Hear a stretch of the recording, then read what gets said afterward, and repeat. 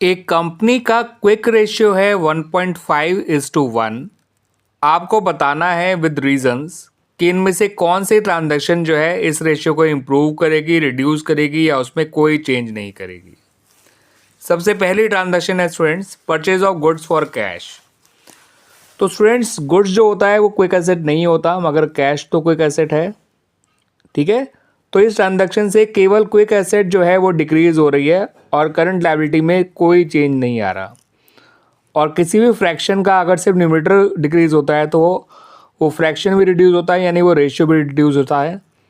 तो quick ratio reduce हो जाएगा, इस बात का ध्यान रखिएगा। Bills payable paid and maturity. Bills payable एक करंट लायबिलिटी है, वो भी कम हो गया। और जो पे किया है वो कैश है, कैश एक करंट एसेट है, वो भी रिड्यूस हो गया। और कोई भी रेशियो अगर मोर देन 1 है और करंट जो है करंट एसेट और करंट लायबिलिटी सेम अमाउंट से कम हो रहे हैं, सॉरी नॉट करंट एसेट, मैं यहाँ पे क्विक एसेट कहूँगा बिकॉज ये क्विक रेशियो की बात हो रही है। तो क्विक एसेट और करंट लायबिलिटी अगर दोनों सेम अमाउंट से कम हो रहे हैं और रेशियो ऑलरेडी मोर देन 1 है तो रेशियो इंप्रूव होता है। तो यहाँ पर क्विक रेशियो इंप्रूव होगा।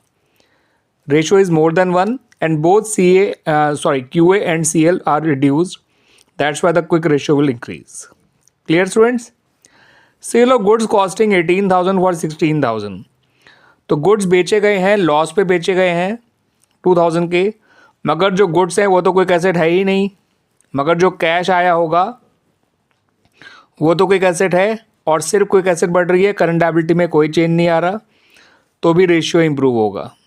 ठीक है, सिर्फ न्यूमरेटर के बढ़ने से हमेशा रेशियो इंक्रीज होता ही होता है। Cash collected from debtors. Cash भी एक क्विक एसेट है और डेटर भी एक क्विक एसेट है। एक क्विक एसेट बढ़ गई, दूसरी क्विक एसेट कम हो गई सेम अमाउंट से, तो क्विक एसेट में कोई चेंज नहीं आया, ना ही करंट लायबिलिटी में कोई चेंज आया। दैट्स वाई क्विक रेशियो में भी कोई चेंज नहीं आएगा। Clear students? एक्सप्लेनेशन समझ में आ गए? यहाँ पर क्या हो रहा था कि केवल क्विक एसेट बढ़ रही थी और केवल न्यूमरेटर बढ़ने से रेशियो बढ़ता है।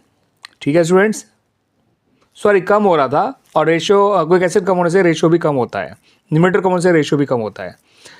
रेशियो में ऑलरेडी मोर देन 1 था, करंट लायबिलिटी क्विक एसेट दोनों कम हो रहे हैं तो रेशियो बढ़ेगा।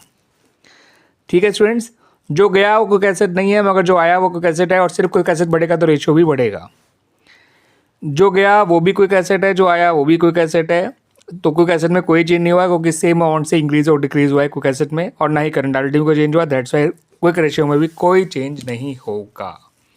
Clear students? आगे समझ में?